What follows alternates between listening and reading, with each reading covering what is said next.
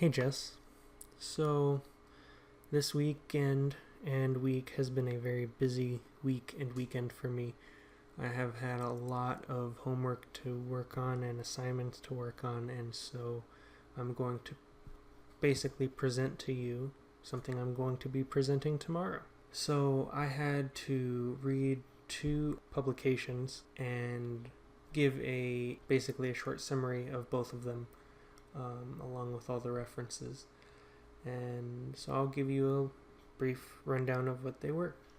So the first article was called International Financial Reporting Standards, Pros and Cons for Investors. IFRS is short for the standard, and what they were saying is there's a push right now for international standards for accounting. At the turn of the century, there was a national push for standardized financial reporting in the US. And so now there's a push, because there is a more globalized economy now, for a way for companies and countries to come together in kind of a harmonious single way for filing financial reports. The author really stressed that there seems to be no real evidence for or against this proposed idea, and that there's a lot of give and take, especially at this point where we are still in the process of becoming a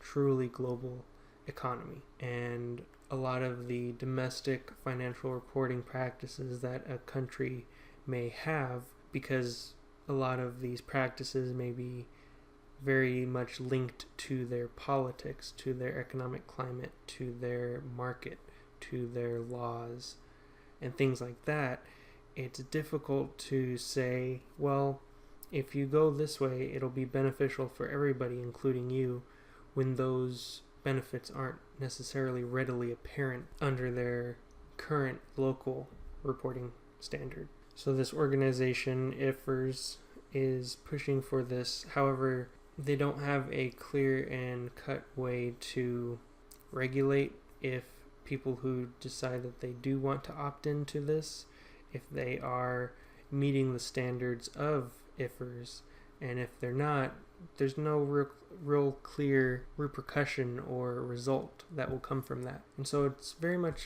up in the air in terms of what is this going to look like, and how can this improve on financial reporting.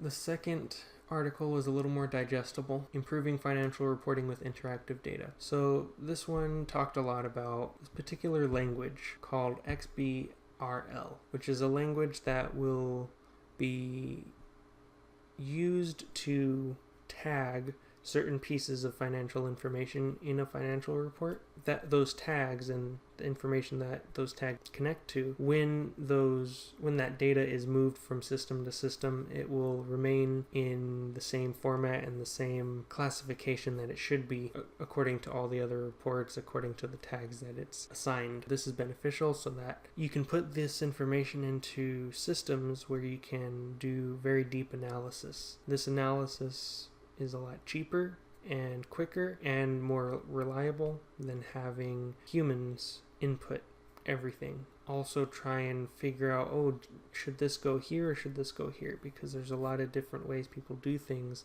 and with the tags, people are encouraged to change them instead of creating new ones. So if something doesn't fit with the way that they do things, they just change the name of the tag, but the tag underlying still has the same designation. So when it does go through to somebody else, they'll understand where it may go.